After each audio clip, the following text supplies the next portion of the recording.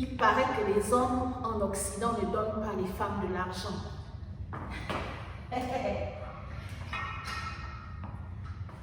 Est-ce que vous êtes de cet avis? Ou bien c'est pas juste en Occident, c'est partout dans le monde? Vous savez, moi j'ai compris une chose, c'est que moi j'aime inverser en fait les rôles. C'est-à-dire au lieu de mettre la faute sur les hommes, je me mets soit à la place d'un homme, ou bien soit je regarde juste le comportement d'une femme. En général, vous pouvez peut-être le constater, comment vous le savez aussi, lorsqu'une femme aime, pas une femme qui vit le coup de foudre, pas une femme qui est amoureuse. Vous savez, quand quelqu'un est encore amoureux, quand quelqu'un est dans le coup de foudre, il fait des choses par émotion, soit pour impressionner la personne, pour vouloir, c'est sa stratégie de séduire en fait, vous comprenez? Un homme qu'il soit riche, ou bien qu'il soit d'une certaine classe, voilà, un homme qui a un emploi, un boulot stable, normal, qui peut assumer une femme, qui peut assumer sa famille, voilà, qui peut assumer ses propres charges. Voilà, ce type d'homme-là, il n'a pas de problème de sortir l'argent lorsqu'il l'aime. C'est tout simplement comme la femme. La femme, lorsqu'elle aime, elle ne regarde pas si tu es grand, si tu es court, si tu es gros, si tu as un ventre ballonné, si tu es... peu importe tes handicaps, peu importe tes faiblesses, ce qui l'accroche au début de la relation, c'est juste parce que elle ressent quelque chose de sérieux pour toi. Vous comprenez? Et les hommes aussi, est-ce que je rencontre en coaching? En général, un homme qui a été frustré, vous comprenez, en général, il est très méfiant des débuts d'une relation. Il est méfiant, il se dit, bon, peut-être que celle-là, elle vient encore dans le but de prendre mon argent et de partir. Il y a des hommes, ils ont investi sur les femmes. Il a été marié, il a eu une vie, voilà. Il a investi sur une femme, et la femme, dès qu'elle a eu gain de cause, elle est partie. Vous comprenez? De même aussi que les femmes. Les femmes, elles ont fait venir des hommes en Occident. Elle a investi sur un homme, dès que l'homme a eu son compte, il a trouvé une femme mieux que peut-être plus jeune, vous comprenez, ou bien une femme qui remplit ses critères. Donc, la vie a tellement laissé des dommages. Vous savez, dans la vie de plusieurs personnes, la vie nous a tellement enseigné, les gens ont tellement vécu des échecs, vous comprenez, des frustrations sur le plan financier. Donc avant que quelqu'un ne refasse confiance à une femme ou à un homme sur le plan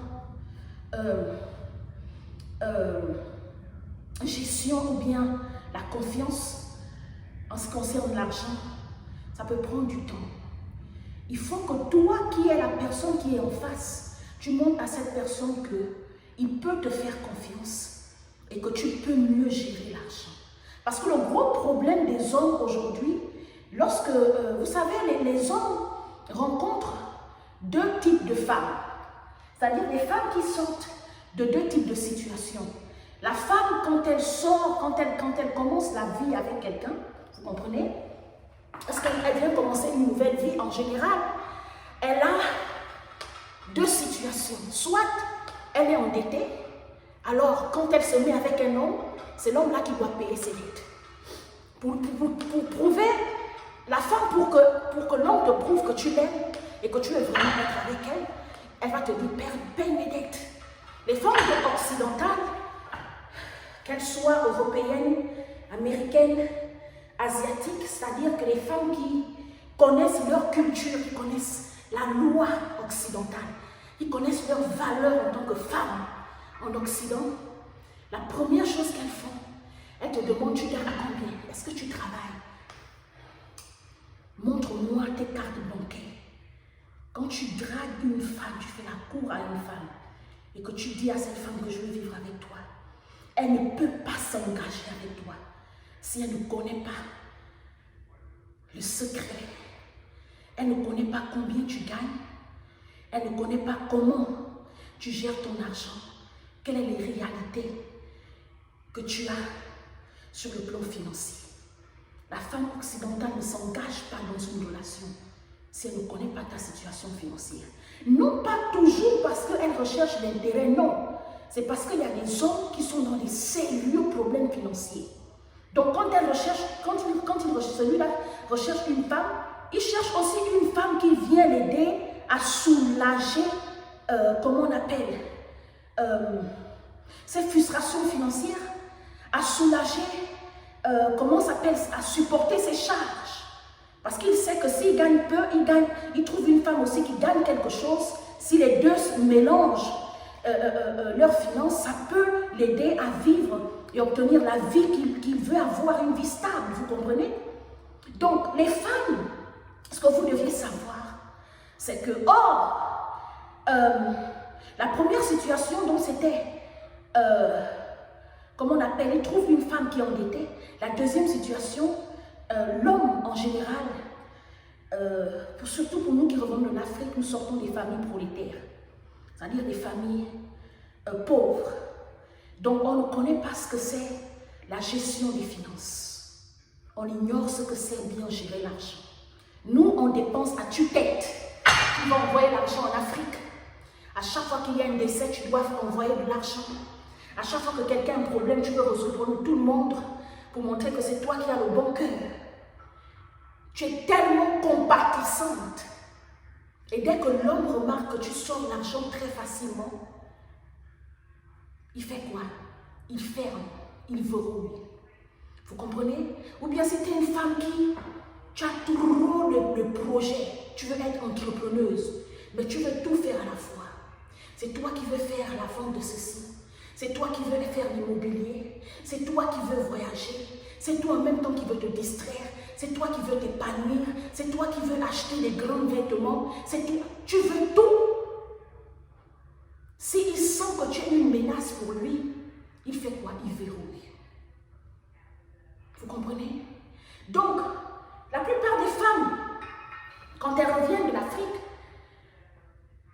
à 35% sur une échelle de 100, ce sont des femmes qui ont eu de l'argent, parfois qui ont été des affairistes, parfois qui ont eu un emploi avant qu'elles ne viennent en Occident, mais en général, qui ne connaissent pas, qui ne maîtrisent pas la gestion de l'argent. Et la vie en Occident est tellement chère et difficile. Si tu ne sais pas gérer l'argent, en Occident, tu te retrouves SDF. Et donc, ce qui explique que les hommes, ils sont plus prévoyants que les femmes. La femme, elle sait que tant qu'elle a un corps de femme, si tu pars, si tu la quittes, elle va trouver un autre homme qui va venir assumer ses charges. Tant qu'elle est belle, tant qu'elle est brune, tant qu'elle est canon, tant qu'elle est jeune, tant qu'elle a ses formes, tant qu'elle a ses seins debout, tant qu'elle peut séduire, elle pourra séduire autant d'hommes qu'elle voudra. Ils viendront toujours payer ses factures. Mais l'homme, lui, va séduire qui? S'il ne sait pas gérer son argent, s'il se laisse embarquer par les émotions de chaque femme qui rentre dans sa vie, il va terminer sa vie ruinée.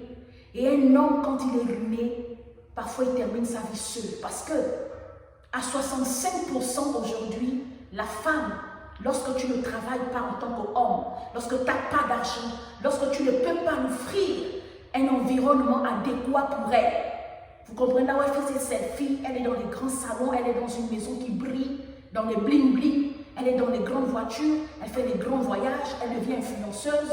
La femme, si tu n'offres pas cette vie-là, elle n'est pas avec toi. Même si elle t'aime, elle va chercher quelqu'un qui peut assumer ses charges et l'amener à réaliser ses rêves. C'est la stricte réalité.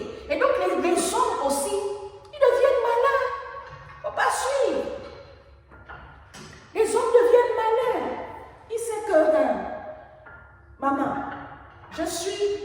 on n'apprend pas un vieux singe à jouer. Vous comprenez? Si joue ou bien grimper, comment ça se dit le langage là? J'aime J'aime bien ce langage-là, mais après, j'oublie un peu comment ça se dit. Donc, eux aussi font quoi? Ils jouent malin et béni. Vous comprenez? C'est toi, tu veux le mariage. Organiser un mariage, ça demande de l'argent. Tu veux bien te vêtir. Tu veux construire en Afrique. Tu veux résoudre tous les problèmes de tous tes parents. C'est l'argent d'une seule poche. Et parfois, quand on vient en Occident, on ne travaille pas les débuts. Parfois, on n'a pas encore de papier. Et même quand tu obtiens des papiers, si vous êtes dans un pays anglophone comme le mien, tu vas d'abord apprendre la culture, tu vas repartir à l'école, te faire instruire, te faire former. Donc le temps que tu te fais former là, tu ne fais pas rentrer l'argent dans le foyer. Et donc c'est une seule main qui fait rentrer l'argent dans le ménage. C'est une seule personne qui assume les charges du ménage. Et c'est une seule personne qui doit sécuriser l'avenir de ce ménage-là. Et si tu demandes à cette même personne de prendre de l'argent inutilement, parce que tu veux juste satisfaire à tes besoins, à tes désirs, à tes pulsions émotionnelles, non, il ne va pas sortir son argent comme ça, les filles. Si tu dis à un homme que bon, j'ai un projet, voilà ce que je sais faire. Vous comprenez? Moi, personnellement, comment moi j'ai fait? Je suis arrivée, je me suis dit, ah, j'ai appris, je suis en train d'apprendre la culture américaine. Je suis en train de m'adapter. Vous comprenez? Mais le temps de terminer les formations, ça peut prendre 3 ans, ça peut prendre 4 ans, ça peut prendre 5 ans. Faire une formation rapide, c'est une chose. Obtenir une licence à gauche, à droite, obtenir quelque chose, un examen à gauche, à droite, vous comprenez? Un certificat à gauche, à droite, c'est une chose. Mais quand tu veux par exemple devenir infirmière, tu veux devenir psychologue, tu veux faire devenir sage-femme aux États-Unis, ça peut te prendre 6, 7 à 8 ans d'études. Et durant ces 8 ans-là, qui assume les charges du ménage, c'est une seule main, c'est une seule personne. Alors moi, qu'est-ce que j'ai fait? Je me suis dit non, si je peux faire un business qui peut me faire rentrer de l'argent, et avec cet argent, je peux supporter certaines charges. Vous comprenez? Avec cet argent, je peux ouvrir d'autres entreprises. Et là, toutes les charges ne reposent pas sur une seule personne. Toutes les pressions ne reposent pas sur une personne. Et beaucoup de femmes sont frustrées en Occident à cause de ça. On est habitué à la vie de l'Afrique. Vous comprenez? Tu pars coucher avec Jean, il te donne de l'argent. Tu pars coucher avec Pascal, il te donne de l'argent. Tu pars coucher avec Émilie, il te donne de l'argent. Tu pars coucher. Vous comprenez? En Occident, les hommes ne donnent pas de l'argent comme ça. D'abord, la plupart d'entre eux, ils sortent des familles parfois compliquées. S'il a son argent, ici, il ne veut pas repartir dans la misère et la souffrance. Et beaucoup d'hommes ici ont été ruinés par les femmes en Occident, vous devez savoir ça. Les femmes en Occident, certaines femmes, bien sûr, elles ont maintenant un jeu. Dès qu'elle fait un enfant avec toi, elle se marie avec toi, quand vous divorcez, elle prend tout. Tu restes à dormir à main au sol, si tu as la chance. Tu étais peut-être dans une villa, dans une belle maison, tu te retrouves dans un appartement, bien dans une chambre. Toute une vie ruinée. Les hommes sont devenus malins. Les hommes sont frustrés financièrement. Est-ce que c'est moi qui dois venir payer ce que l'autre femme lui a fait? Moi, je ne viens pas pour le ruiner. Moi, je viens pour le propulser, l'amener à être entrepreneur. Tous les hommes n'ont pas l'esprit d'entreprendre. Si tu vois un homme, que tu rencontres un homme à 50 ans qui n'a jamais entrepris, il n'a pas d'esprit d'entrepreneur. Si tu rencontres un homme en Occident qui a 55 ans, 60 ans, il n'a jamais eu une société, ce n'est pas un entrepreneur.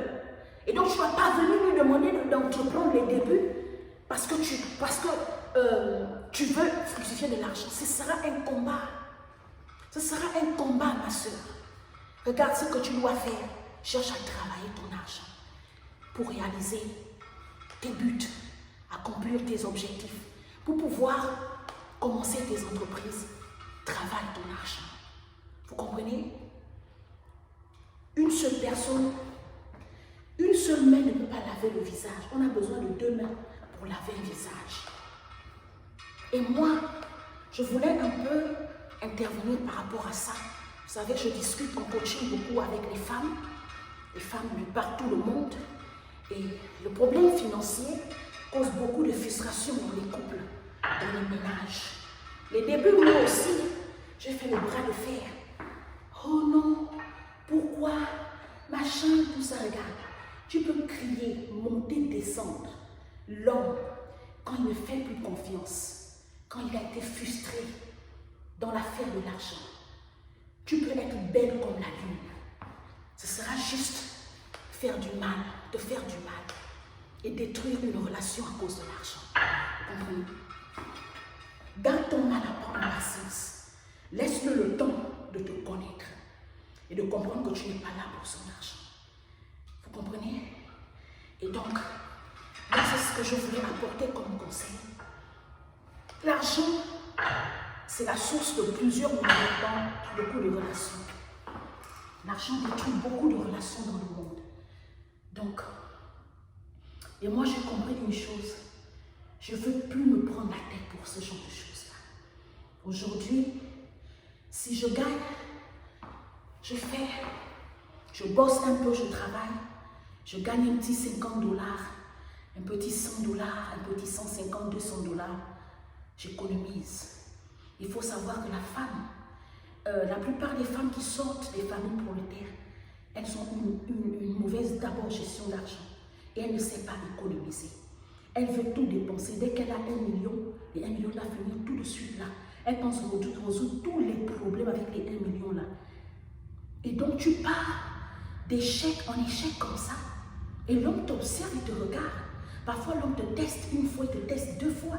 S'il remarque que tu n'es pas une femme économe, il sent que non, même si j'adore cette femme, mais je sens que si je continue à cette allure-là, je vais être ruinée. Donc même s'il t'aime, il se dit non. L'argent en Occident, c'est la vie. Je vous dis la vérité, par expérience, les gens croient en l'argent en Occident plus que Dieu. À 35%, les gens recherchent l'argent plus que Dieu en Occident. Les gens adorent l'argent plus que Dieu en Occident. Dieu passe après l'argent en Occident. Même les Africains qui sont venus, qui croyaient, qui avaient la foi, quand ils arrivent ici, l'argent, tu n'as pas d'argent, tu misères, tu es à la rue, tu galères, tu es misérable, tu ne peux pas assumer tes charges. Et ils se disent souvent, Dieu est où? Vous comprenez? Donc tu vas venir raconter à quelqu'un que va prier, il n'a pas d'argent, mais il va craquer sérieusement sur toi. Vous comprenez? Donc dire que les femmes, gardez votre mal en patience, travaillez votre argent, faites des petits boulots. Ici même, ce qui est bien, c'est que même quand tu n'as pas de papier, tu peux faire des petits bricoles. Je connais plusieurs personnes qui sont sans papier, mais ils travaillent un peu dans le noir. Vous n'avez pas de choix.